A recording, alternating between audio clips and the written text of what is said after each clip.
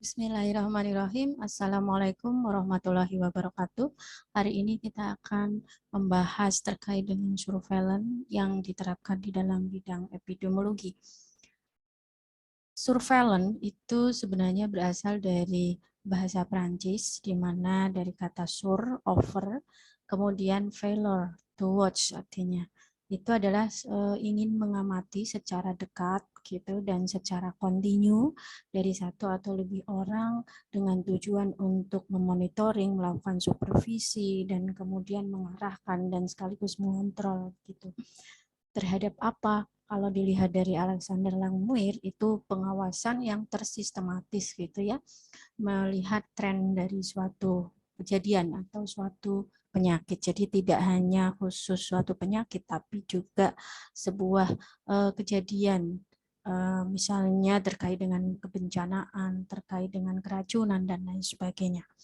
Nah, perkembangannya surveillance ini mengalami suatu evolusi pada abad 18 itu eh, digunakan untuk melakukan investigasi kepada memonitoring, tidak hanya investigasi tapi juga memonitor, kemudian ingin melihat suatu penyebab, melihat perkembangan dari suatu penyakit menular dan penyakit infeksius begitu, dan kemudian dilakukan pengontrolan sekaligus juga pemberantasan secara geografis seperti ya pada satu tempat tertentu, misalnya pada kejadian kolera, kemudian yellow fever yang pernah terjadi di United States. Nah, kemudian pada abad 19 mendekati abad 21, nah ini juga surveillance digunakan untuk melakukan penyelidikan gitu ya secara terus-menerus, kemudian ingin mendapatkan informasi dalam rangka apa, informasi dari suatu penyakit atau suatu pengamatan atau suatu kejadian tadi digunakan untuk merencanakan, kemudian untuk melakukan eh, apa itu namanya implementasi, bagaimana nanti untuk pencegahannya dan kemudian bagaimana untuk melakukan pengontrolan terhadap atau penilaian terhadap suatu pengontrolan suatu penyakit gitu ya, memonitoring suatu penyakit apakah berhasil atau tidak, dan kemudian nanti langkah selanjutnya apa, dan nanti juga digunakan untuk dasar atau langkah selanjutnya. Nah, sementara dari WHO itu ada definisi sendiri terkait dengan surveillance gitu ya. Jadi pengukuran secara sistematis terhadap suatu eh, indikator-indikator kesehatan gitu, dan juga lingkungan gitu ya, parameter lingkungan atau indikator-indikator lingkungan gitu. Kemudian dicatat dan kemudian didistribusikan datanya ya dalam rangka untuk melakukan perencanaan, kemudian eradikasi, pengontrolan dan seterusnya. Nah, ini nanti untuk membandingkan dan kemudian data tersebut itu akan dibandingkan begitu ya, dan kemudian akan dilakukan pendeteksian memungkinkan tidak bahwasanya status kesehatan dan lingkungan itu nanti akan berpengaruh pada suatu penyakit tersebut, kan kemudian juga nanti akan dilakukan manipulasi begitu terhadap lingkungan supaya kejadian atau penyakit itu bisa eh, terkurangi atau bahkan tereradikasi gitu. Nah, kalau sekarang pengertian surveillance itu kemudian hampir mirip gitu ya, digunakan untuk melakukan pengumpulan, kemudian melakukan perbandingan informasi dari satu waktu ke waktu yang lain gitu, dan kemudian dilakukan analisis dan serta interpretasi. Tentunya itu harus dilakukan secara sistematik dan kontinu gitu untuk melihat bagaimana sih faktor resiko terhadap suatu penyakit yang nantinya bisa menjadikan dasar untuk melakukan sebuah tindakan. Dan ini bisa dikatakan surveillance ini adalah suatu eh, ini ya, langkah dasar untuk mengidentifikasi dan sekaligus juga eh, dilakukan secara terus-menerus begitu identifikasinya, sehingga nanti kita bisa mendapatkan informasi yang utuh bahwasanya eh, kita bisa memberantas atau melakukan pengontrolan terhadap suatu penyakit atau suatu masalah kesehatan yang ada di depan kita atau di lingkungan kita. Nah, komponennya tentunya kalau kita lihat dari definisi tadi itu tentunya kita harus punya form untuk pengumpulan datanya, bisa misalnya satu rekamedis ataupun form khusus gitu ya. Kalau di Indonesia biasanya ada form KLB untuk yang penyakit menular begitu. Tapi ini tidak hanya sebagai surveillance, itu tidak hanya dipakai sebagai penyakit menular saja, tetapi juga penyakit yang lain gitu ya. Ada suatu kejadian lain seperti yang tadi saya katakan di awal itu bisa untuk kebencanaan, kemudian juga untuk keracunan, kemudian juga untuk gempa dan lain sebagainya itu juga bisa begitu ya. Jadi data itu kemudian kita kumpulkan gitu dari data-data yang memang sudah direkap sedemikian rupa yang memang itu rutin dilakukan gitu, kemudian dilakukan analisis, interpretasi dan kemudian disebarluaskan datanya. Nah, itu.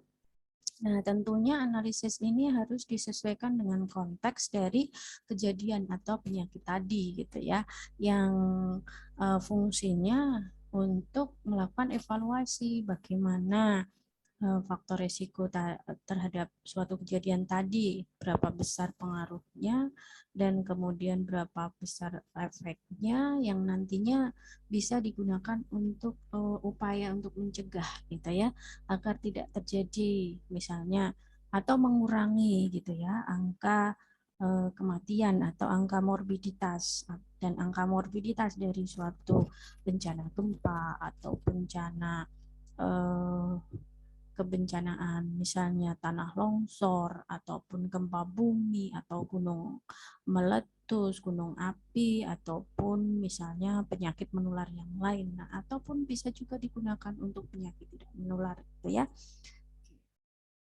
Nah, tujuannya adalah di surveillance itu adalah kita ingin menerapkan langkah pengendalian itu secara efektif dan tepat waktu.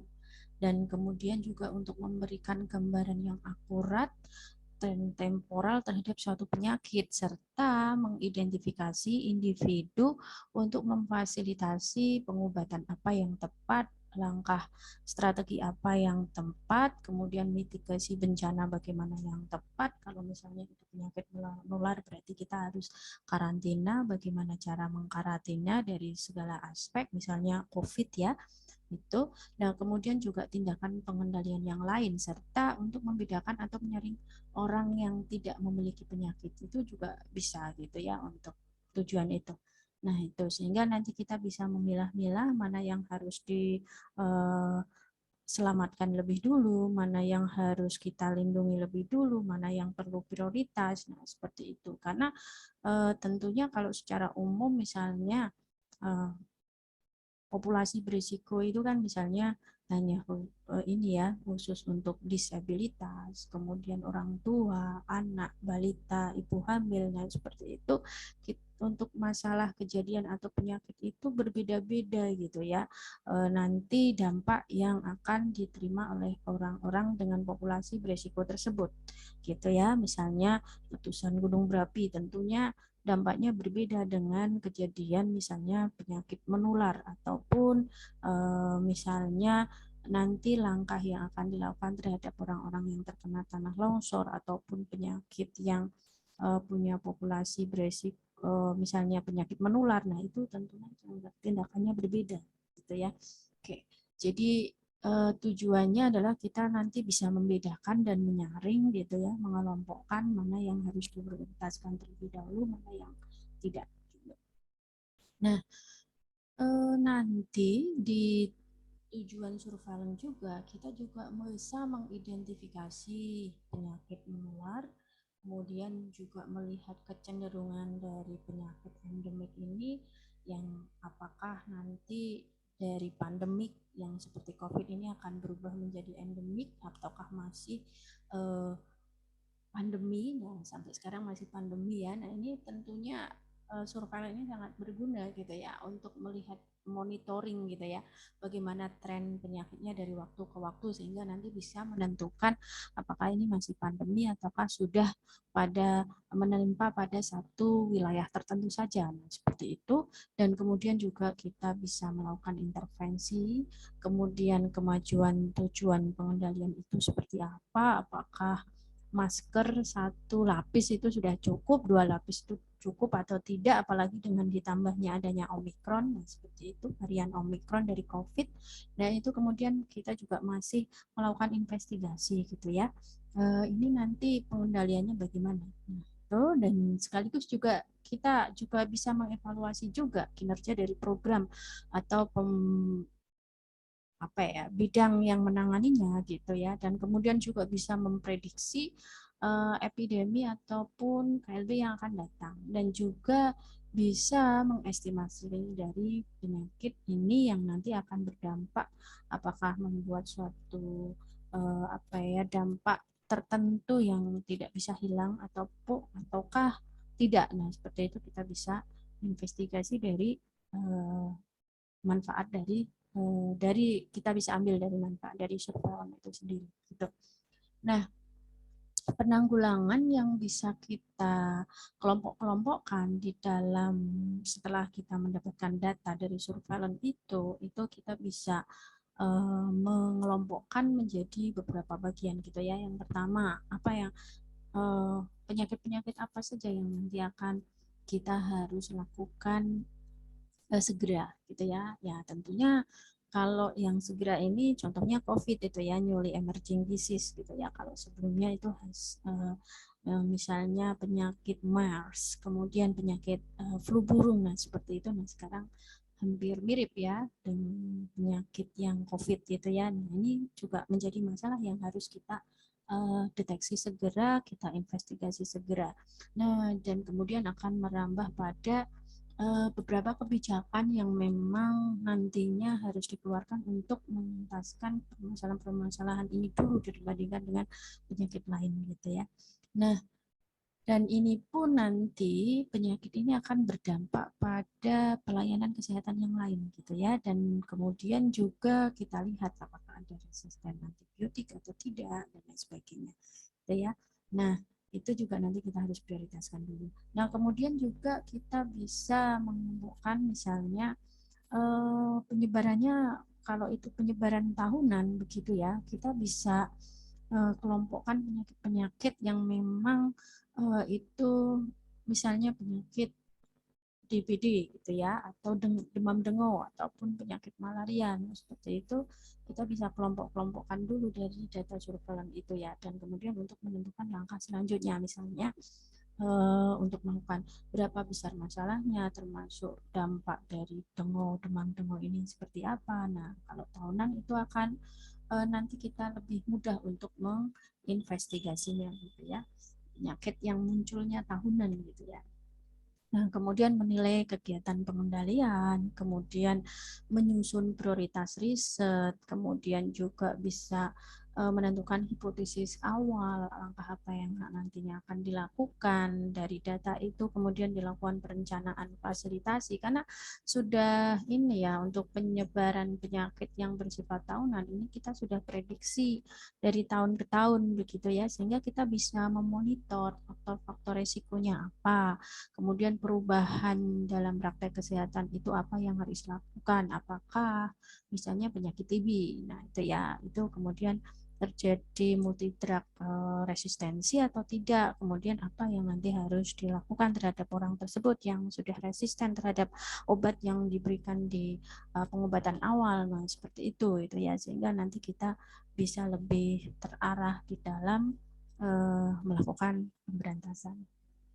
Dan kemudian surveillance itu juga nantinya bisa menjadi informasi yang terarsip gitu ya, terdokumentasi dengan baik gitu ya. Nanti kita bisa melakukan dari dokumentasi itu informasi kita bisa mendapatkan terkait dengan bagaimana etiologi suatu penyakit, kenapa ini bisa meluas, kemudian ini bisa menjadi sebuah pandemi, dan kemudian bagaimana kemudian turun jadi pandemi endemi ya, seperti itu ya. Nah, ini tentunya kita dengan dokumentasi yang baik dari data surveillance ini, kita bisa nanti di masa yang akan datang dari kasus COVID ini kita bisa bercerita awalnya dari mana, kemudian masih menjadi pandemi berapa tahun, kemudian ditemukan vaksin, kapan, dan kemudian efektivitasnya bagaimana, terus kemudian terjadi varian berapa kali, nah kemudian pada tahun berapa nanti ini akan habis untuk penyakit ini. Nah, seperti itu kita tentunya akan membaca dari data surveillance ini gitu ya. Dan nantinya jadi pembelajaran gitu ya untuk periset-periset yang selanjutnya gitu ya. Barangkali kita nanti di masa yang akan datang setelah COVID ini selesai itu nanti akan muncul penyakit lain yang mungkin hampir mirip dengan COVID gitu ya. Karena COVID ini kan sebenarnya hampir mirip juga dengan penyakit sebelum-sebelumnya gitu ya. Oke, jadi kayak MERS dan lain sebagainya itu kan dulu awal-awal mulanya pada saat ingin kita memberantas COVID ini kan berdasarkan data-data dari penyakit MERS gitu ya, sehingga kemudian ditemukan oh ini adalah SARS-CoV-2. Nah, seperti itu untuk penyebab dari penyakit ini gitu ya. Oke. Nah, targetnya sebenarnya surveillance itu kita bisa menggunakan ini ya untuk lebih mengingat lebih nyaman gitu ya dan lebih mudah gitu ya dengan smart gitu ya. Jadi spesifik surveillance itu harus measurable karena kita nanti bisa mengidentifikasi dari hal-hal yang tadi disebutkan di awal tadi dan kemudian berorientasi pada aksi realistik dan tepat waktu itu ya. Jadi ini memang ciri khas dari surveillance gitu ya. Nah, kerangka kerjanya dari surveillance dalam bidang kesehatan itu tentunya ada gitu ya. Jadi ada regulasi yang mengatur gitu ya, dan kemudian strateginya juga ada, data flow chart-nya atau alur pelaporannya juga sudah teridentifikasi dan sudah ditetapkan gitu ya, networkingnya harus kemana gitu ya. Nah kemudian fungsinya tentunya untuk mendeteksi kasus tidak hanya suatu penyakit menular gitu ya. Kemudian kita juga memanfaatkan data registrasi pencatatan, kalaupun belum ada kemudian kita buat seperti itu. Dan kemudian juga kita juga harus memanfaatkan data-data yang laboratoris gitu ya, cara identifikasi yang positif bagaimana, kemudian menggunakan reagen apa dan lain sebagainya. Nah, data-data itu penting gitu ya. Nah, kemudian juga core functionnya juga salah satunya juga ada pelaporan setiap bulannya gitu atau minimal 2 minggu sekali atau 1 minggu sekali. Nah, itu tergantung dari tujuan itu dan besar masalah dari suatu penyakit tadi. Dan kemudian juga analisis data setelah interpretasinya yang nanti digunakan untuk melakukan respon segera yang mana respon terencana bagaimana dan kemudian melakukan feedback gitu ya, apakah keberhasilan dari suatu intervensi ini seberapa besar sehingga nanti kalau misalnya tidak begitu berhasil begitu kemudian nanti akan kita kembali lagi untuk mengidentifikasi dari awal gitu ya. Nah, kualitas surveillance nanti kita bisa lihat dari ketepatan waktunya, kemudian lengkap tidak lengkapnya data, kemudian mudah digunakan, sensitif, kemudian spesifisitas, jadi bisa membedakan antara mana yang perlu diprioritaskan dan mana yang tidak dulu. Nah, seperti itu. Kemudian fleksibel, mudah diakses, reliable, dan tentunya ini data-data yang menjadi ciri khas dari surveillance itu sendiri gitu ya, untuk melihat data surveillance itu atau data hasil surveillance itu nanti bisa kita golongkan menjadi berkualitas atau tidak gitu ya. Nah kalau ini support functionnya karena barangkali banyak staff yang memang perlu pelatihan untuk bagaimana cara mengukur PCR-nya gitu ya. Awal-awal untuk pengukuran PCR untuk SARS-CoV-2 ini sangat mahal gitu ya, tapi dengan adanya resources yang cukup, logistik yang cukup, termasuk training kepada petugas dan koordinasi kemudian menjadi murah gitu ya. Nah, ini tentunya support function ini sangat penting di dalam penanganan dari suatu penyakit, dan konsep kerangka kerja surveillance ini tidak bisa kemudian dipisah-pisah gitu ya. Jadi ini harus utuh gitu ya untuk mendapatkan suatu data dan aksi yang tepat gitu ya di dalam nantinya cepat tanggap di dalam menanganan suatu penyakit. Tidak hanya penyakit menular, tapi juga penyakit yang tidak menular gitu ya. Nah, oke, nah ini contoh dari pengembangan surveillance untuk penyakit difteri ya. Jadi dari kerangka konsep tadi itu nanti ada deteksi kasusnya, kemudian pencatatan di rekam medis gitu ya. Nah, kemudian kita juga mengecek di laboratorium, kemudian datanya itu dikumpulkan di entres prestasi, kemudian nanti mana yang harus dilakukan tindakan segera, mana yang terencana, mana yang harus dilakukan misalnya untuk pencegahannya gitu ya, yang terencana itu misalnya diberi imunisasi. Nah, imunisasinya lengkap atau tidak. Nah, seperti itu ya. Nah, kemudian bagaimana cara mengevaluasi untuk imunisasi pada balita yang untuk dalam rangka mencegah difteri. Nah, itu ya. Nah, informasi ini yang nantinya harus kita sebarkan ke tingkat level administrasi yang lebih rendah, misalnya di Pustu, di pos pelayanan desa atau di posyandu gitu. Nah, kemudian strukturnya tentunya kita bisa melihat ada undang-undang atau dasar hukum yang mengatur untuk pencegahan difteri ini gitu ya. Jadi terkait dengan undang-undang wabah, kemudian juga ada PP penanggulangan penyakit wabah menular, kemudian Permenkes juga mengaturnya, keputusan Dirjen pemberantasan penyakit menular dan itu juga ada gitu ya. Nah, kemudian juga pedoman penyelenggaraan sistem surveillance kesehatan juga ada, Permenkes juga ada gitu ya. Dan semuanya nanti harus dilakukan secara terus-menerus gitu ya. Ataupun misalnya kalau ada update dari aturan terbaru, itu juga akan diinformasikan gitu ya.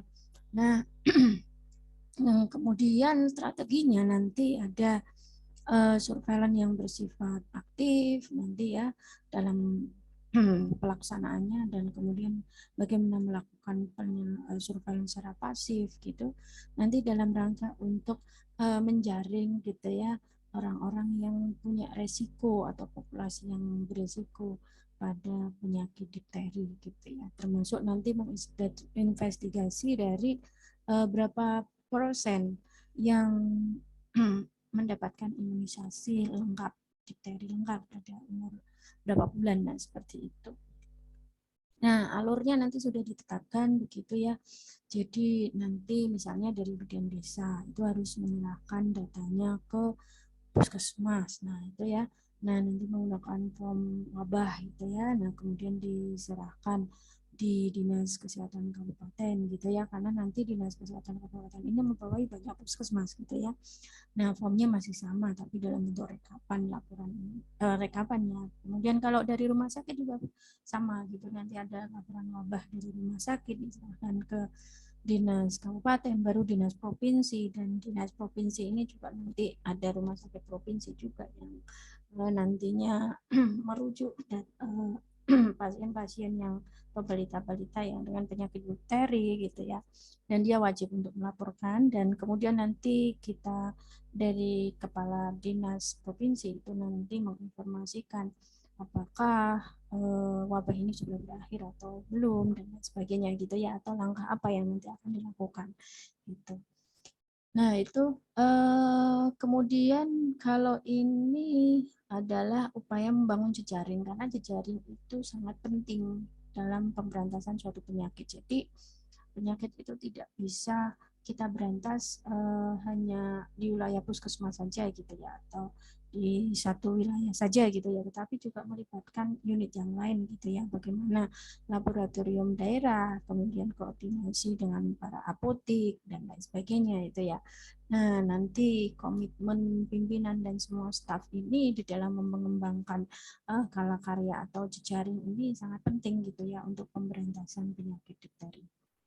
Nah, fungsinya adalah definisi dari deteksi kasus difteri ini itu nanti kita bisa melihat kasus-kasus, misalnya siapa yang nanti akan menjadi suspeknya difteri gitu ya.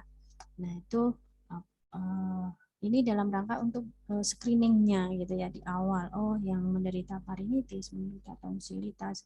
Nah, tonsilitis ini dicurigai nanti terjadi suspek difteri gitu ya, karena ada panas yang tinggi dan kemudian juga bisa jadi ini bukan difteri tapi adalah radang tonsil. Nah, seperti itu ya. Nah, tapi nanti kita seleksi lebih dulu gitu ya.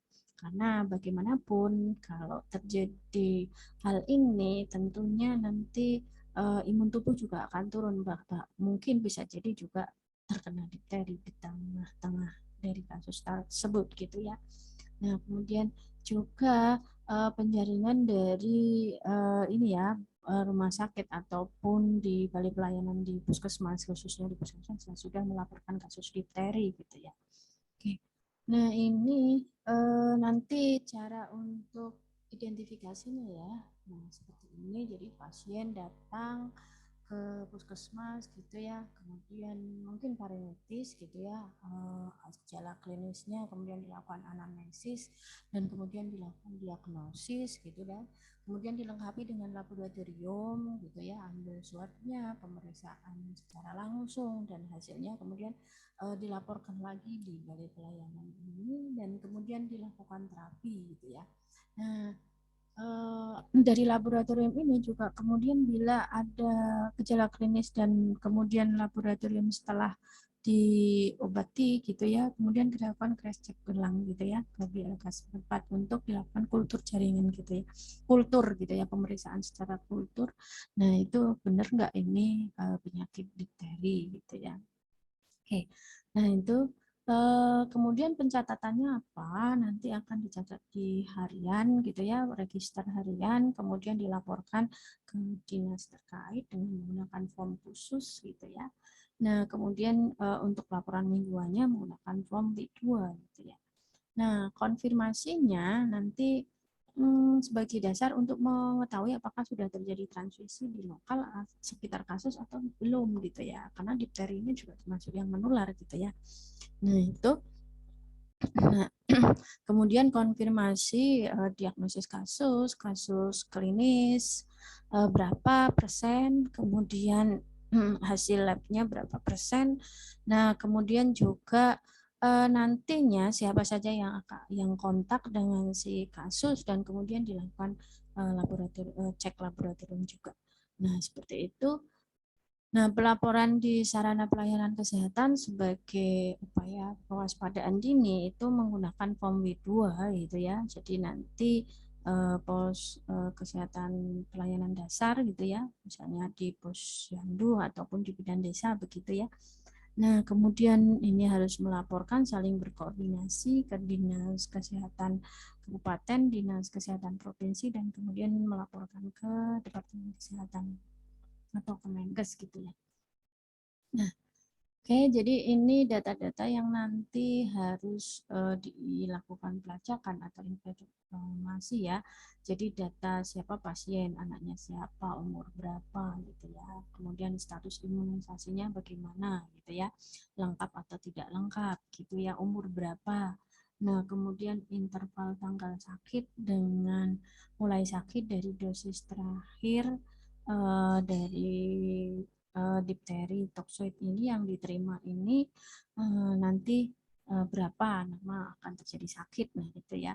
Kemudian faktor resikonya konfirmasi kasus, jadi dia misalnya apa ya ditanya, kemudian juga kontak dengan pendatang baru gitu, dan kemudian apakah juga melakukan perjalanan selama 6 bulan terakhir. Nah, ini menjadi sangat penting juga nanti untuk menginvestigasi dari penyakit difteri, barangkali dia tertular dari apa wilayah lain gitu ya, yang nantinya di wilayah lain itu juga akan dilakukan investigasi gitu ya. Nah, tanggal sakitnya, kemudian juga pengambilan ini ya, swabnya ya di hidung, tenggorokan, laring, nah gitu. Kemudian dikompilasi datanya dari laboratorium. Gitu. Oke. Nah, pengobatannya bisa nanti antitoksinya itu tanggal berapa diberikan, kemudian berapa mili yang diberikan, kemudian jenis dan lama pengobatan juga harus dilaporkan gitu ya. Nah, hasil kultur itu nanti dari data swab itu nanti harus kita laporkan juga, yang positif berapa persen, yang negatif berapa, dan kemudian strain toksikologitiknya juga nanti akan kita cek gitu ya. Nah, kemudian investigasi kontaknya juga nanti tetap juga akan diperiksa gitu ya. Nah, barangkali adiknya ataupun saudaranya itu tertular. Nah, responnya tentunya itu ada respon segera dan respon terencana gitu ya. Misalnya kalau respon segera ya berarti untuk kasus yang positif ataupun lingkungan sekitar yang kontak dengan dia juga harus dilakukan investigasi lebih lanjut gitu ya, dan kemudian diberi profilaksis gitu ya. Nah, kemudian untuk respon terencananya ya kita harus lihat imunisasi dasar DPT-nya itu harus betul-betul di suatu wilayah itu harus ini ya, harus dilakukan monitoring gitu ya, supaya tidak terjadi kasus-kasus difteri yang lain. Nah, kemudian juga kemungkinan akan dilakukan sweeping imunisasi gitu ya. Oke.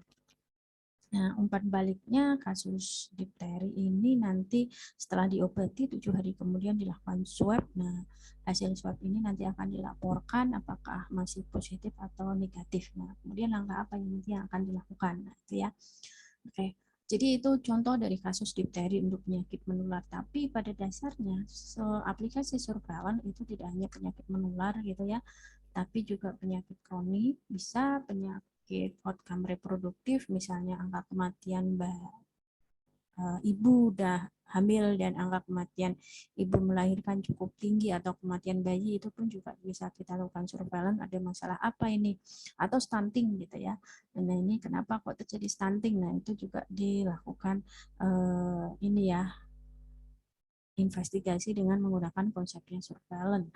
Ataupun kesehatan lingkungan gitu ya, misalnya misalnya terjadi keracunan di suatu wilayah gitu ya, dengan adanya air yang tercemar. Nah, seperti itu juga bisa gitu ya. Nah, kemudian kejadian kesehatan yang berhubungan dengan pekerjaan, kenapa misalnya banyak orang yang misalnya terjadi kecelakaan kerja di suatu tempat, itu ada masalah apa, nah itu ya.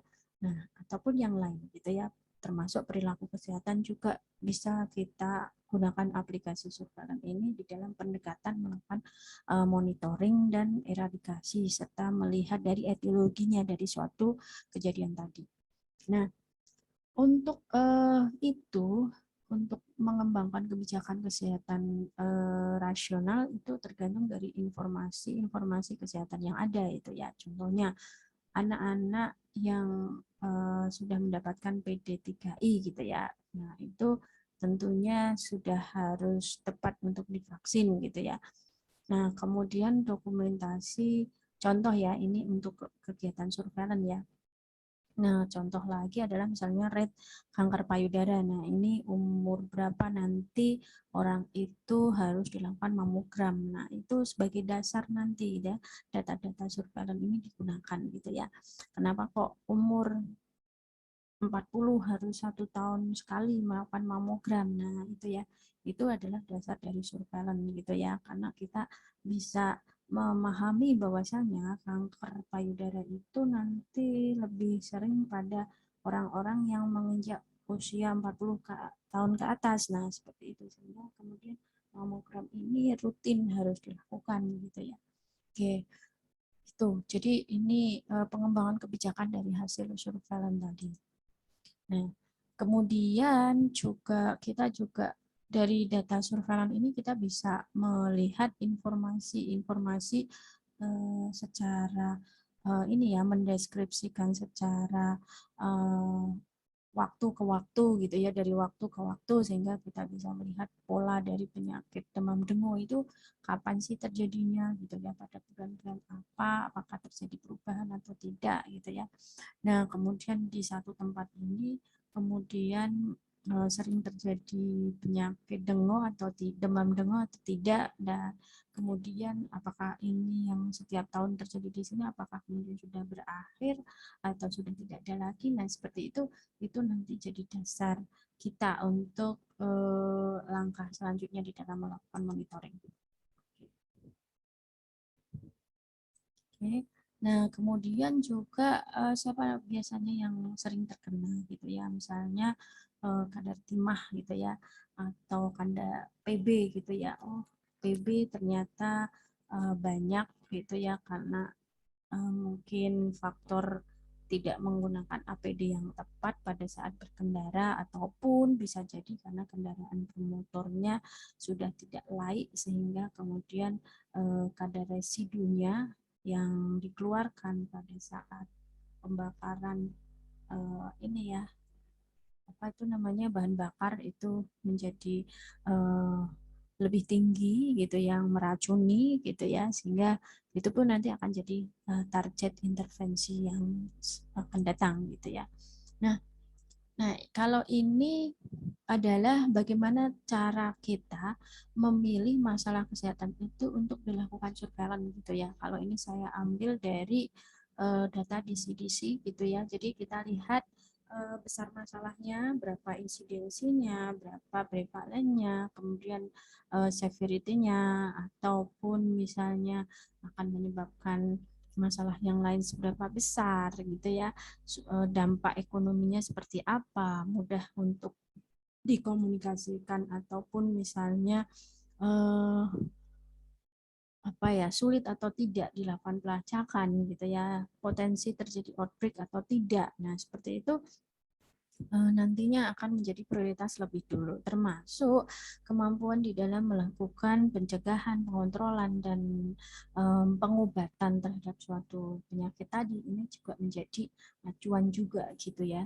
Dan juga kemampuan dari suatu eh, ini ya, apa namanya, pemberi pelayanan kesehatan gitu, atau service uh, health service servicer. Nah, seperti itu ya, apakah dinas kesehatan terkait ataupun negara tersebut gitu ya, kalau itu pandemi gitu ya, apakah itu menjadi prioritas dikarenakan juga kemampuan mereka di dalam melakukan pengontrolan itu mampu atau tidak melakukan respon cepat, kemudian kemampuan biaya dari pemerintah setempat itu seperti apa, apakah cukup atau tidak, kemudian juga staf-stafnya sudah terlatih atau belum. Nah, ini juga nantinya menjadi dasar gitu ya. Jadi dasarnya tidak hanya besar masalah suatu penyakit, tapi juga kemampuan dari